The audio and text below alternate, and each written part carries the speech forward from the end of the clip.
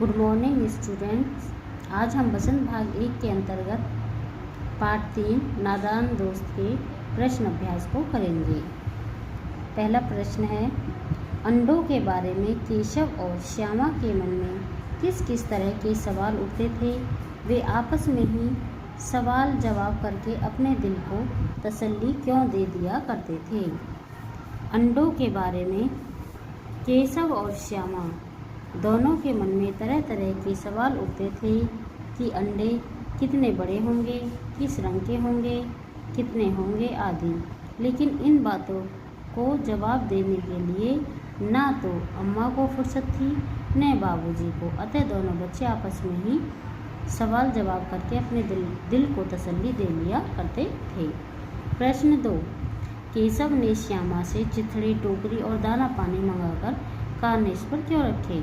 उत्तर, केशव ने श्यामा से चिथड़े, टोकरी और दाना पानी मंगाकर कारनेश पर इसलिए रखे थे क्योंकि उनके सामने चारे का सवाल आ खड़ा हुआ था कि बेचारी चिड़िया इतना दाना कहाँ से पाएगी कि सारे बच्चों का पेट भर सके।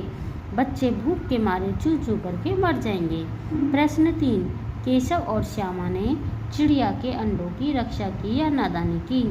उत्तर, केशव और श्यामा ने चिड़िया के अंडों की रक्षा नहीं की बल्कि नादानी की, क्योंकि उन्होंने अंडों को छू लिया था। प्रश्न 4, केशव और श्यामा ने अंडों के बारे में क्या क्या अनुमान लगाए। यदि उस जगह तुम होते तो क्या करते। केशव और श्यामा ने अंडों के बारे में अनुमान लगाया कि अब उन अंडों से बच्चे निकल आए होंगे। चिड़िया इतना दाना कहाँ से लाएगी, बच्चे इस तरह चू चू करके मर जाएंगे, उन्हें धूप से भी कष्ट होगा। यदि केशव और श्यामा की जगह हम होते तो हम अनुमान लगाते कि कोई जानवर या अन्य जीव जंतु तो अंडों तक नहीं पहुँच जाएगा, कारनेश तक कोई न पहुँचे, मैं इसका उपाय करता। प्रश्न 5, माँ के सोते ही केशव और श्यामा दोपहर में बाहर क्यों निकल आए। माँ के पूछने पर भी दोनों में से किसी ने किवाड़ खोलकर दोपहर में बाहर निकलने का कारण क्यों नहीं बताया। उत्तर, क्योंकि वही समय था जब वे बाहर आकर चुपचाप चिड़िया के बच्चों की देख रेख कर सकते थे। माँ उनको देख लेती तो अंडों को हाथ न लगाने देती।